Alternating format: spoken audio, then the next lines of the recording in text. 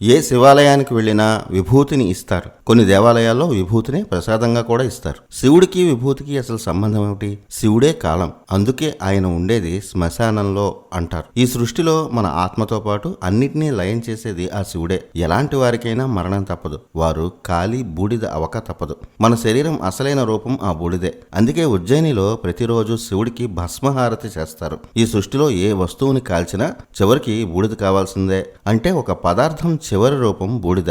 బూడిదను మళ్ళీ కాలిస్తే బూడిదే వస్తుంది. అందుకే మన శరీరం శాశ్వతం కాదని, చివరికి బూడిద అవుతుందని, మోహాలు, వ్యామోహాలు, కోరికలు అదుపులో ఉంచుకొని జీవితానికో అర్థం వచ్చేలా బతకాలని చెప్పే శివతత్వమే ఆ విభూతి. అజ్ఞానం అంతా కాలి బూడిద అయ్యాక ఆత్మ స్వచ్ఛంగా ఉంటుంది. ఆ స్వచ్ఛమైన ఆత్మను ముందే తెలుసుకోమని చెప్పేదే విభూతి. శివతత్వాన్ని అర్థం చేసుకున్నవాడు ఈ సృష్టిలో అసలైన శక్తిని అనుభవిస్తాడు, జ్ఞానయోగిగా మారతాడు.